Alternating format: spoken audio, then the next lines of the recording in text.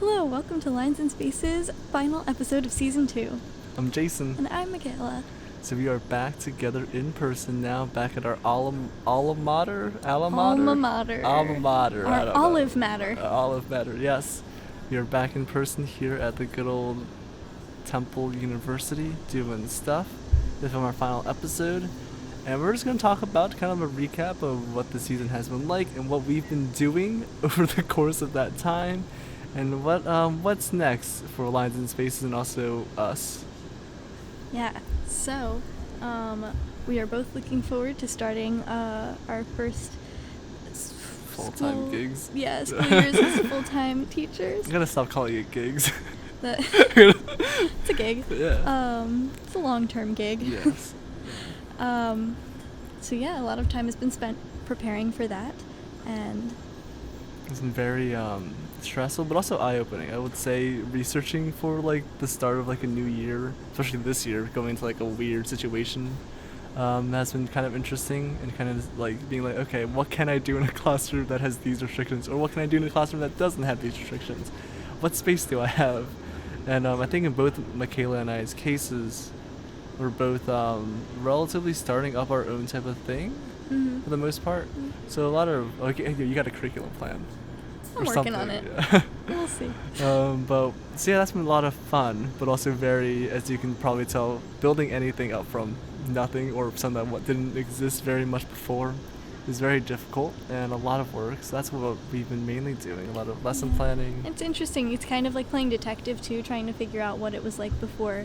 For me, before I stepped in, and figuring out how to keep any sort of continuity that I can, and also continue to be consistent with my own strengths and teaching style. Yeah, that's something also to keep. This is something that I didn't really think about too much until I kind of got into the classroom and also started working with marching band more. Was essentially you have 2 years of students, which for the past 2 years have not been in a normal classroom situation. Yeah. So especially with younger students, that has a pretty big effect, because you get kids that are in second grade but have had the socialization and sometimes like skill set of when they were second half kindergartners. Yeah, or so definitely very interesting.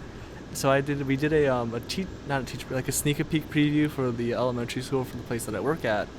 And it was so great having the students come in and see the spaces out there and them being excited, like, oh my god, this is the music room now. It used to be a classroom, because so much of the spaces were used as classrooms before. So that was really nice. And then kind of thinking about when we're lesson planning or how we're thinking about this coming year, thinking about from the students' perspective as well, of like, they're probably not too used to this. So definitely not jumping right into like a normal year of like teaching and learning. Yeah. So that's also something to keep in mind that I've been also thinking about a lot about. I said a lot and about a lot. A lot about. You said it about a lot of times. Yes. So Jason, what do we have to look forward to? We have, well, after this episode, really nothing like super in the books planned. Maybe if something happens while we're teaching and we're like, oh my god, we should do something together like that. But nothing is currently in the books. But the goal is to come back for season 3 after winter break-ish so January-ish. Yeah. We'll start up another 8-episode round, and the goal is, again, to expand a little bit, get more guests on the show, get more people that are in the field that are doing cool things like we have. Yeah, and we're especially hoping to receive any sort of requests or comments through our Lines and Spaces email with topics that you would like to hear people talk about, or things that you think should be covered more, just let out in the open more often. Yeah, or if you're interested in like getting things in contact, questions, or like things that you're curious about as well, always feel free to touch on those topics, or even just answer the question in an email if it doesn't get that far. Yeah, we're always looking for new topics, new ideas, and if there's someone that you'd like us to connect with, feel free to share that as well. Always cool to branch out and kind of beyond our circle of friends and connections in the music ed world, with it being so large. And there's a lot of cool research happening out there, and a lot of journals that I have not been sifting through, but are available to get connected with. So that's definitely some more future stuff that we've been thinking about as we're kind of closing out this season. Micaela, I'm interested, what were we doing what did we do this past season that you thought was cool? Or what was your favorite episode, guest, topic? I just really enjoyed having more guests join us and hearing more perspectives about things. Yeah, because you and I talk all the time, so it's nice to hear what other people have to say. Yes. And words of wisdom, especially from Mr. Norris. That was really helpful. It was really great to hear from him again. Yeah, I'm definitely on the same boat. I think this season we were like, let's ramp up the guest list of people. I think we had the guests for every other episode. Yeah, we let our bouncer go, so we had more people coming in. It was a little easier that way. Yes. But yeah, I mean, Micaela and I are both very insightful in different ways, and we have had many conversations about a lot of different things, but it's always great to kind of open up that bag to other people because there are many different perspectives on many different topics that we talk about. And though I love hearing myself talk, and of course Micaela having to sit there listening to me talk, it is great to have others come in so that I can make them listen to me talk more as well. Captive audience, different from captivated, but a captive. And I will say, it has been very helpful, and thank you to our guests this season who we had. I'm going to try to name them all. We had Claire, Jack for our episode about student teaching. And then we had Claire back, then William and Dean for the band episode that we did. And Mr. Norris. Mr. Michael Norris, yeah. So, Jason, was that your favorite part as well? Yes, having guests on the show definitely made it a lot, kind of filled up, made it more lively, and just kind of more people talking instead of just the two of us trying to fill time. They're very interesting topics and whatnot, but we can only talk about a topic that we've kind of we both of us agree on most things in terms of music education, so getting those other perspectives was always very crucial, and also another voice is always good. But definitely for next season, more guests, bring in more people like Mr. Norris who are careered educators. Yeah, and so the next time you hear from us, we will have had a little bit of more experience, a little more experience under our belts. We'll be half a year old in terms of teaching, starting our 17th year. Oh, yours will be more because you. 7? What? Because 12 years of grade to high school, right? 12 years. College normally 4 years, and then plus 1. It's a little bit of stank in that. 12, 13, normally 14, 15, 4 years. Well, some people are just really cool, like I, who went to college thinking I was going to do science and then going into music. Sometimes you just figure things out a different way. Yeah, so that's going to be very exciting. Hopefully by then we'll have an insight and different newer perspectives and growth in that time. I'm sure that we will. Lots of learning experience, I think, are ahead. In terms of our filming process, Micaela, how did you feel about that? I don't think we changed it. Sorry, what was I talking about? In terms of the content and topics that we covered, which one did you think was the most interesting for you to research in and also kind of talk about? You've had a lot of them topics. Yeah, I've had a lot. I don't think I could pick one. It was interesting to hear Jack and Claire's experiences with student teaching and what they took away, and I think there were a fair amount of similarities, but also it was nice to hear some of the differences between their experiences and my own. You? That episode was definitely one of my favorites, just because again having Claire and Jack on that episode speaking from different perspectives with instrumental and from a different kind of vocal-ish perspective was really insightful, because my situation was very nicely put for student teaching, which is very nice.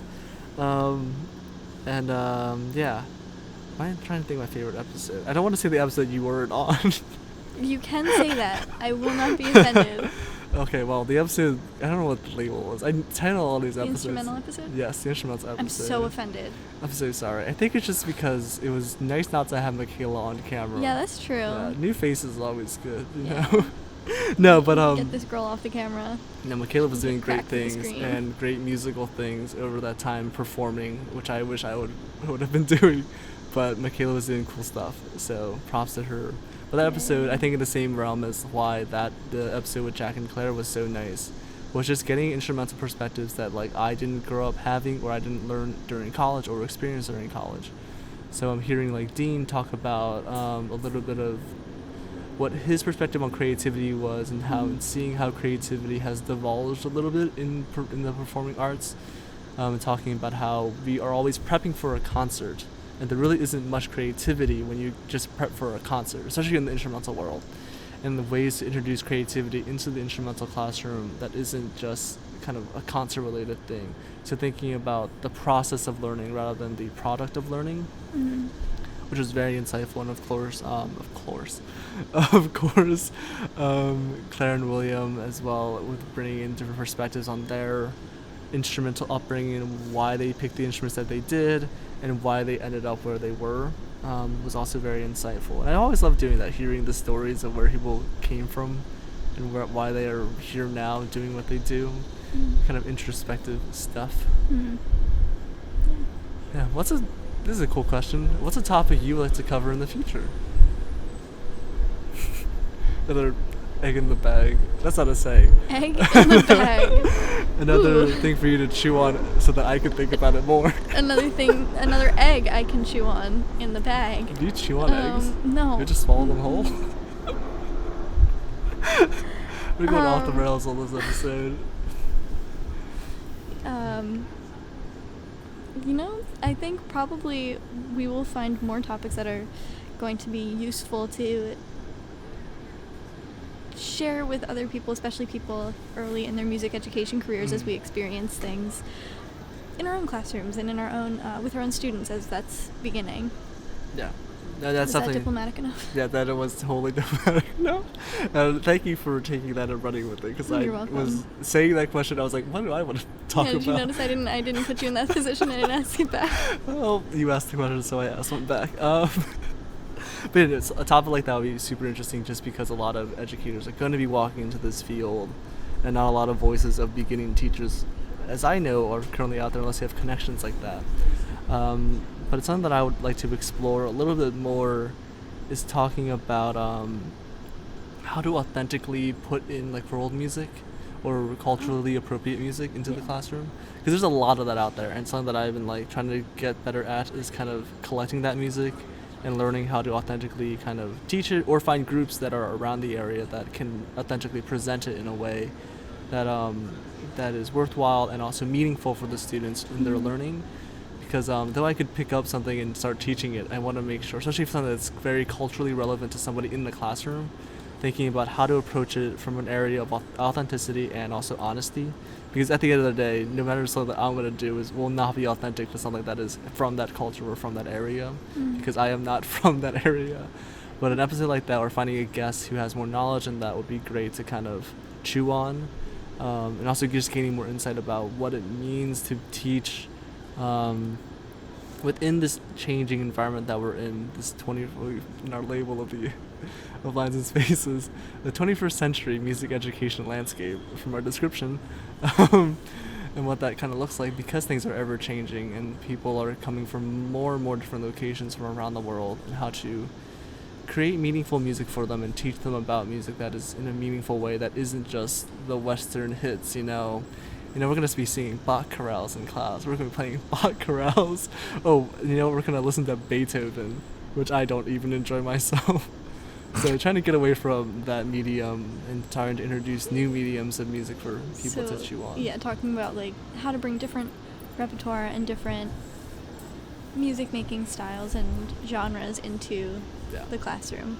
Yeah, I think that sounds good. Well, I think we've touched on everything that we wanted to touch on for our finale episode. Yeah, a quick little recap of what we are currently doing, what we envisioned the future for Lines and Spaces to be coming back. A little bit about what future. Yeah, I guess a lot of it was just future plans, talking about what we liked. It was really nice, and we'll definitely bring more guests on. That's definitely something we're gonna keep. Yeah. It was very nice to have them. Maybe we can even have them in person, which would be even cooler. That'd be nice. Yeah, we rent out a conference room. I was gonna say we can't record outside in January, but other than that, we can record outside in January. Let's find a mountain. Bring a parka. Like a nice. Hey, anything to get a vacation. Thank you so much for joining us through this season.